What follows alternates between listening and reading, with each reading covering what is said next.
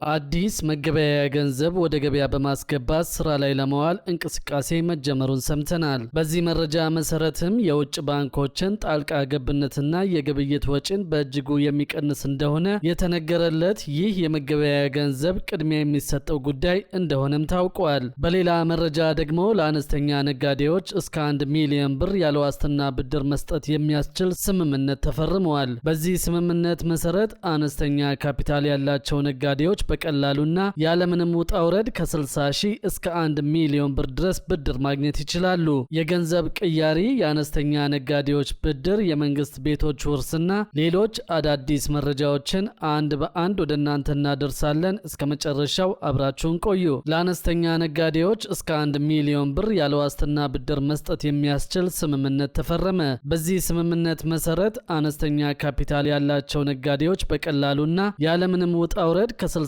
ሺህ እስከ 1 ሚሊዮን ብር ድረስ ብድር ማግኘት ይችላሉ። የኢትዮጵያ የመጀመሪያው ከወለድ ነፃ የባንክ አገልግሎት ሰጪ የሆነው ዘምዘም ባንክ ከአዲስ አበባ ንግድና ዘርፍ ማህበራት ምክር ቤት ጋር አነስተኛ ነጋዴዎች ያለ ዋስትና ብድር የሚያገኙበትን ትልቅ ዕድል የሚፈጥር ስምምነት ተፈራርመዋል። ስምምነቱ ለአነስተኛ ነጋዴዎች እስከ 1 ሚሊዮን ብር የሚደርስ ብድር ያለ ዋስትና እንዲያገኙ የሚያስችል ነው ተብሏል። የአዲስ አበባ ንግድና ዘርፍ ማህበራት ምክር ቤት ፕሬዝዳንት ወይዘሮ ዛህራ መሐመድ እንዳስታወቁት በስምምነቱ መሰረት አነስተኛ ካፒታል ያላቸው ነጋዴዎች ከ60 ሺህ እስከ 1 ሚሊዮን ብር ድረስ ብድር ማግኘት ይችላሉ። ነጋዴዎቹ ያለማስያዣ ብድሩን በማግኘት የንግድ ስራቸውን ማከናወን እንደሚችሉ ፕሬዝዳንቷ ገልጸዋል። የዘምዘም ባንክ ዋና ስራ አስፈጻሚ ወይዘሮ መኪያ በድሪ በበኩላቸው ባንኩ አነስተኛና መካከለኛ ነጋዴዎችን ተጠቃሚ የሚያደርግ ስራ እየሰራ መሆኑን ተናግረዋል። ባንኩ በሰው ሰራሽ አስተውሎት የተደገፈ የብድር አገልግሎትን በመጠቀም እስካሁን ከ10 ሺህ በላይ ሰዎችን ተጠቃሚ ማድረጉን አስታውቀዋል። በዚህ አሰራር ከ1 ቢሊዮን ብር በላይ የገንዘብ ፈሰስ መደረጉንም ዋና ስራ አስፈጻሚዋ ጨምረው ገልጸዋል። የዘምዘም ባንክ አጠቃላይ ገቢ በያዝነው በጀት ዓመት ወደ 3 ቢሊዮን ብር ማደጉም ነው የተገለጸው። በባንኩ ዋና ስራ አስፈጻሚ ወይዘሮ መሊካ በድሪ የተገለጸው መረጃ እንደሚያመለክተው ገቢው ባለፈው በጀት ዓመት ከነበረበት 2.2 ቢሊዮን ብር ወደ 3 ቢሊዮን ብር ከፍ እንዳለ ታውቋል። ባንኩ ከታክስ በፊት ያስመዘገበው ትርፍም 1.8 ቢሊዮን ብር ደርሷል። ይህም የ35 በመቶ ጭማሪ ማሳየቱን ነው ዋና ስራ አስፈጻሚዋ የተናገሩት። የደንበኞች የተቀማጭ ገንዘብ መጠን በከፍተኛ ሁኔታ ማደጉን፣ የደንበኞች የተቀማጭ ገንዘብ ቀደም ሲል ከነበረበት 11.6 ቢሊዮን ብር በ81 በመቶ አድጎ 21 ቢሊዮን ብር መድረሱን አስታውቀዋል። እድገቱ የተመዘገበው የደንበኞች እምነት በመጨመሩ እንደሆነ የገለጹት ዋና ስራ አስፈጻሚዋ የባንኩ አጠቃላይ ሀብትና የተከፈለ ካፒታል በ75 በመቶ አድጎ 29.1 ቢሊዮን ብር ደርሷል ብለዋል። በሌላ በኩል ደግሞ በግለሰቦች እጅ የሚገኙ የመንግስት ቤቶችን የማስመለስ ስራ እንደሚቀጥል ተነግሯል። በዚህም የመንግስትና የህዝብ ጥቅምን ለማስከበር እያደረገ ያለውን መጠነ ሰፊ እንቅስቃሴ አጠናክሮ እንደሚቀጥል ነው መንግስት ያሳወቀው። የፌዴራል ቤቶች ኮርፖሬሽን ከ2010 ዓ.ም ወዲህ በህግ አግባብ ያስመለሳቸው ይዞታዎችና የቤቶች ቁጥር ወደ 59 ከፍ ማለቱን ይፋ አድርጓል። ኮርፖሬሽኑ የህዝብና የመንግስት ጥቅምን ለማስከበር የተከናወኑ ስራዎችን በማሳወቅ በመረጃ አሰጣጥ ረገድ የማህበረሰብ ተሳትፎን ማሳደግና ኮርፖሬሽኑ በህገ ወጦች የተወሰዱ ቤቶችን መረጃን ብቻ መሰረት አድርጎ በህግ አግባብ የማስመለስ ተግባሩን አጠናክሮ እንደሚቀጥልም አረጋግጧል። ኮርፖሬሽኑ ሁለንተናዊ ተቋማዊ ሪፎርም በማድረግ ከነበረበት ውስብስብ ችግር ተላቆ ጠንካራና ትርፋማ መንግስታዊ የልማት ድርጅት ለመሆን መብቃቱንም አሳውቋል።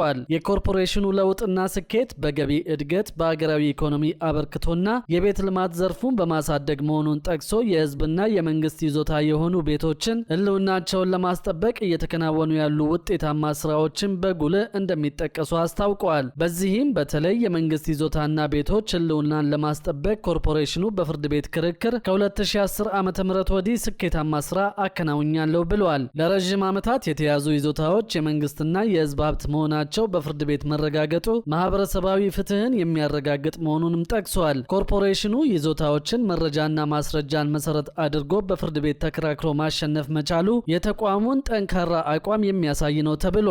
ኮርፖሬሽኑ በቀጣይም መረጃን መሰረት አድርጎ ያለአግባብ በህገ ወጦች የተወሰዱ ይዞታዎችንና ቤቶችን በህግ አግባብ ለማስመለስ እንደሚሰራ አስታውቋል። የመንግስት ቤት የነበሩ በርካታ ይዞታዎች በህገ ወጥ መንገድ ካርታ ወጦላቸው የስም ዝውውር ተደርጎላቸው ከመንግስት እጅ እንዲወጡ መደረጉ ነው የተገለጸው። ከነዚህ መካከል አንዳንዶቹ በሽያጭ ለሶስተኛ ወገን ጭምር መተላለፋቸውን ኮርፖሬሽኑ አሳውቀዋል። በዚህ መልኩ ከ40 ዓመታት በላይ በግለሰቦች ስም የቆዩ የመንግስት ንብረቶችን ማስመለስ መቻሉ ነው የተጠቆመው። ይህ ጉዳይ ተጠናክሮ እንደሚቀጥልና የመንግስት ይዞታን ወደ ግለሰብ ያዞሩ ሰዎችን በማጣራት የማስመለስ ስራው ተጠናክሮ እንደሚካሄድና መረጃ የመሰብሰብ ስራው በዘላቂነት እንደሚቀጥልም አሳውቀዋል። በተመሳሳይ መንገድ የተመለሱ ይዞታና ቤቶችን ጉዳይ ለህብረተሰቡ ይፋ የሚያደርግ መሆኑን ጠቅሶ የማህበረሰቡ ተሳትፎ ተጠናክሮ እንዲቀጥል ጠይቀዋል። የቀበሌ ቤቶችን ወደ ግለሰብ ስም ያዞሩ ሰዎችም ዋነኛ ትኩረት ሆነው መቀጠል እንዳለባቸው መንግስት ወስኖ በመንቀሳቀስ ላይ እንደሚገኝም ታውቋል። በሌላ መረጃ ደግሞ አዲስ መገበያያ ገንዘብ ወደ ገበያ በማስገባት ስራ ላይ ለመዋል እንቅስቃሴ መጀመሩን ሰምተናል። በዚህ መረጃ መሰረት የውጭ ባንኮችን ጣልቃ ገብነትና የግብይት ወጪን በእጅጉ የሚቀንስ እንደሆነ የተነገረ ሲሆን ቅድሚያ የሚሰጠው ጉዳይ መሆኑም ተገልጿል። አፍሪካውያን ሀገራት እርስ በርስ ስለሚያደርጉት የንግድ ልውውጥ በውጭ ምንዛሪ በተለይም በዶላርና ዩሮ ላይ ያላቸውን ጥገኝነት ለመቀነስ የፓን አፍሪካ የክፍያና ማቋቋሚያ ስርዓትን አጠቃቀም በከፍተኛ ፍጥነት እያሳደጉ መሆኑን የአፍሪካ ኢምፖርት ኤክስፖርት ባንክ የ2026 ሪፖርት አጋለጠ። ይህ የክፍያ ስርዓት ሀገራቱ በራሳቸው የሀገር ውስጥ ገንዘብ በቀጥታ ግብይት እንዲፈጽሙ በማስቻል የውጭ ባንኮችን ጣልቃ ገብነትና የግብይት ወጪን በእጅጉ የቀነሰ መሆኑ ተጠቁመዋል። ባንኩ ይህንን የዲጂታል ክፍያ መሰረተ ልማት ማስፋፋት አስቸኳይ ቅድሚያ የሚሰጠው ጉዳይ ነው ያለው ሲሆን አሁን ላይ በዓለም አቀፍ ደረጃ እየታየ ያለውን የጂኦፖለቲካዊ ውጥረትና የንግድ ጥበቃ ፖሊሲዎችን ታሳቢ በማድረግ እንደሆነ አስታውቀዋል።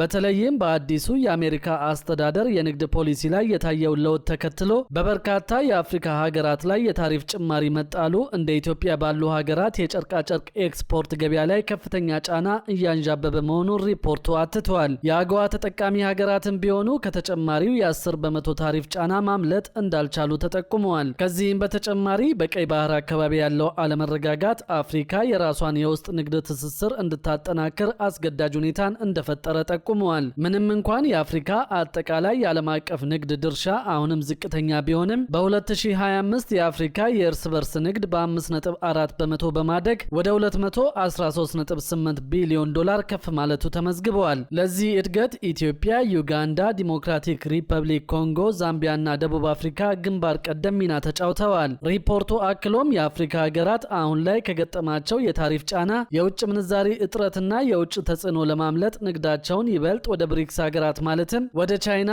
ህንድ፣ ብራዚልና የተባበሩት አረብ ኤምሬትስ በማዞር አማራጭ ገበያዎችን መፍጠር እንዳለባቸው አጥብቆ መክረዋል። በሌላ መረጃ ደግሞ ለጣሊያን ሀገር የስራ ዕድል የምዝገባ ጥሪ በስራና ክህሎት ሚኒስቴር በኩል ይፋ ተደረገ።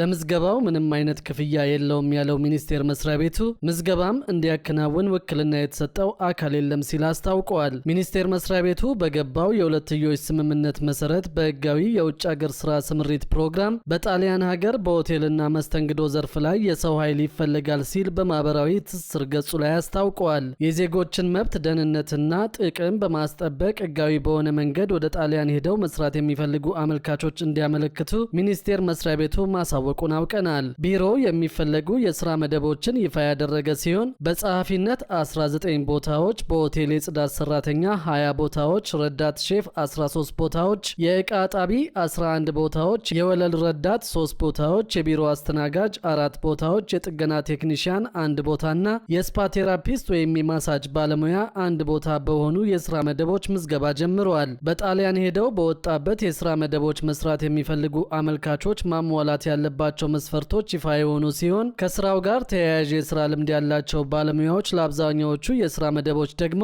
የእንግሊዝኛ ወይም የጣሊያንኛ ቋንቋ እውቀት ያስፈልጋል ተብሏል። ለአንዳንድ የሙያ መደቦች ተዛማጅ የሙያ ማረጋገጫ ወይም የሆቴልና መስተንግዶ ትምህርት ተመራጭ ሲሆኑ ከብዙ ሀገሮች ተወዳድረው ለመመረጥ መስፈርቶቹን ማሟላት ተገቢ እንደሆነም ተነግሯል። በወጡት የስራ መደቦች የስራ ቆይታ አብዛኛዎቹ የስራ መደቦች ለ2026-2027 የክረምት የቱሪዝም ወቅት የሚቀጠሩ ሲሆን አንዳንድ የስራ መደቦች ዓመቱን ሙሉ ወይም በበጋና በክረምት ወቅት የሚሰሩ መሆናቸውም ተነግረዋል። መስፈርቱን የሚያሟሉ ለመመዝገብ የሌበር አይዲ መኖር ግዴታ በመሆኑ የሌላቸው እንዲያወጡና ያላቸው ደግሞ በims.gov.et በተሰጠው የማመልከቻ ማስፈንጠሪያ በመጠቀም እንዲያመለክቱ ጥሪ ቀርበዋል። ሌበር አይዲ ለሌላቸው አመልካቾች በims.gov.et ተመዝግበው በአቅራቢያ ባለ የአንድ ማዕከል ወይም ወረዳ ድረስ በመሄድ የባዮሜትሪክስ መረጃ በመስጠት የሰራተኝነት መለያ ቁጥር ወይም ሌበር አይዲ ማውጣት እንደሚችሉ የተነገረ የተነገረ ሲሆን ሌበር አይዲ በዚሁ ማስፈንጠሪያ ማለትም ims.gov.et/ኢታሊ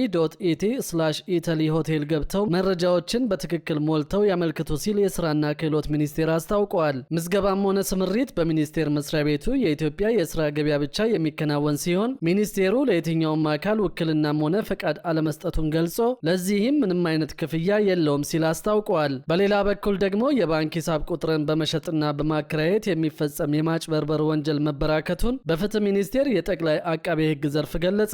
በማወቅም ሆነ ባለማወቅ ለአንድ የባንክ ሂሳብ ቁጥር ከ1550 እስከ 5000 ብር ክፍያ በመቀበል የሂሳብ ቁጥራቸውን አሳልፈው የሚሰጡ መኖራቸውን መንግስት አስታውቋል። አጭበርባሪዎች የሌሎችን ሰዎች የባንክ አካውንት ወይም የሂሳብ ቁጥር በመግዛትና በመከራየት በወንጀል የተገኘን ህገወጥ ገንዘብ ለማዘዋወር እየተጠቀሙበት እንደሆነ በምርመራ ማረጋገጡ ታውቋል። በፍትህ ሚኒስቴር የፌዴራል ጠቅላይ አቃቤ ሕግ የተደራጀና ድንበር ተሻጋሪ ወንጀሎች ዳይሬክቶሬት ምክትል ዳይሬክተር ወይዘሮ እጣወርቅ ተስፋዬ ወንጀለኞቹ አብዛኛውን ጊዜ የባንክ አካውንት የሚገዙት ዝቅተኛ የኑሮ ደረጃ ላይ ከሚገኙ ሰዎች ወይም ከቅርብ ጓደኞቻቸው ነው ብለዋል። ለዚህም የተወሰነ ገንዘብ እንደሚከፍሏቸው አመልክተዋል። አጭበርባሪዎቹ በሌላ ሰው ስም የተከፈተ አካውንት የሚፈልጉበት ዋናው ምክንያት ራሳቸውን ከተጠያቂነት ለመደበቅና በወንጀል ያገኙትን ገንዘብ ያለ ስጋት እንደ ልብ ለማዘዋወር እንደሆነና ለዚህም ተግባራቸው በአብዛኛው የንግድ ባንክ አካውንቶችን እንደሚመርጡ ተናግረዋል።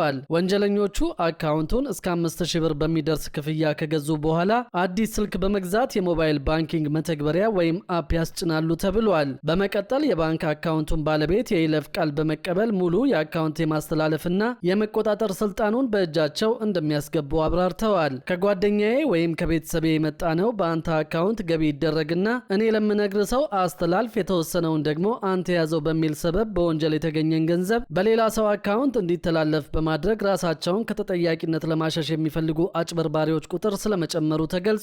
ነገር ግን አንድ ሰው በማወቅም ይሁን ባለማወቅ የባንክ አካውንቱን ለሌላ አካል አሳልፎ ከሰጠ በአካውንቱ ላይ በወንጀል የተገኘ ህገወጥ ገንዘብ ከተዘዋወረና ይህ በምርመራ ከተረጋገጠ በህግ ተጠያቂ የሚሆነው አካውንቱ በስሙ የተከፈተው ባለቤት እንደሆነ ተጠቁመዋል። ህግን አለማወቅ ከተጠያቂነት አያድንም ያሉት ምክትል ዳይሬክተሯ በማወቅም ሆነ ባለማወቅ ለአንድ የባንክ ሂሳብ ቁጥር ከ1550 እስከ 5000 ብር ክፍያ በመቀበል የሂሳብ ቁጥራቸውን አሳልፈው የሚሰጡ በዝተዋል ብለዋል። በዚህ መንገድ ሰዎች እስከ 25 ዓመት በሚደርስ እስራት በሚያስቀጣ የወንጀል ድርጊት እየተሳተፉ መሆኑን መገንዘብ አለባቸው ሲሉ አስጠንቅቀዋል። በሌላ በኩል ደግሞ የኤሌክትሪክ ቆጣሪ ክፍያን እስከ 2 ዓመት በሚደርስ ጊዜ ገደብ ተከፋፍሎ መክፈል የሚያስችል አዲስ አሰራር ይፋ መደረጉ ታውቋል። የኢትዮጵያ ኤሌክትሪክ አገልግሎት የኤሌክትሪክ ቆጣሪ ለማስገባት የአንድ ጊዜ ክፍያ መፈጸም ለሚከብዳቸው ዜጎች የቆጣሪ ክፍያውን እስከ 2 ዓመት በሚደርስ የጊዜ ገደብ መክፈል የሚችሉበትን አዲስ አሰራር ይፋ አድርጓል። የአገልግሎቱ የገበያ ሽያጭና የደንበኞች አገልግሎት ስራ አስፈጻሚ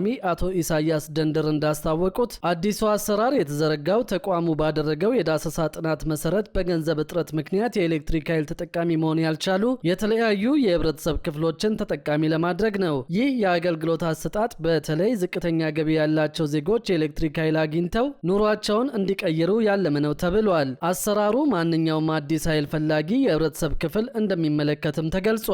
እንደ ስራ አስፈጻሚው ገለጻ ደንበኞች እንደ ምርጫቸው ክፍያውን በየወሩ ከፍጆታ ሂሳባቸው ጋር በጋራ እንዲከፍሉ የሚደረግ ሲሆን የአከፋፈል አማራጮቹም በመግለጫ ወቅት ተዘርዝረዋል። በዚህም እስከ 6 ወር ለሚከፍሉ ያለምንም ወለድ፣ ከ6 ወር እስከ 1 ዓመት ለሚከፍሉ 3% ወለድ፣ ከ1 ዓመት እስከ 1 ዓመት ተኩል ለሚከፍሉ 6% ወለድ እንዲሁም ደግሞ እስከ 2 ዓመት ለሚከፍሉ 9% ወለድ ታሳቢ ተደርጎ ይስተናግዳሉ ተብሏል። ከዚህ ጎን ለጎን የኢትዮጵያ ኤሌክትሪክ አገልግሎት በ5 ዓመታት ውስጥ ሁሉንም ደንበኞች ወደ ዘመናዊ የቆጣሪ ስርዓት ለማሸጋገር ማቀዱን ገልጿል። የኢትዮጵያ ኤሌክትሪክ አገልግሎት በአሁኑ ወቅት ዘመናዊ ያልሆኑ ወይም ሜካኒካል ቆጣሪ የሚጠቀሙ 4.6 ሚሊዮን ደንበኞቹን ጨምሮ በሚቀጥሉት 5 ዓመታት ውስጥ ወደ ዘመናዊ የቅድመ ክፍያና ስማርት ቆጣሪዎች ለመቀየር ማቀዱን አስታውቀዋል። ተቋሙ በአሁኑ ወቅት ካሉት 5.6 ሚሊዮን ደንበኞች መካከል 1 ሚሊዮን የሚሆኑት ዘመናዊ ቆጣሪ ተጠቃሚዎች እንደሆኑ አቶ ኢሳያስ ገልጸዋል። ቀሪዎቹን 4.6 ሚሊዮን ደንበኞች ወደ ዘመናዊ አሰራር ለማሸጋገር በታቀደው መሰረት ደንበኞች በቤታቸው ወይም በስራ ቦታቸው ሆነው በሞባይል ስልካቸው ክፍያ መፈጸም የሚያስችላቸው ይሆናል። ተቋሙ የአገልግሎት አሰጣጡን ለማዘመንና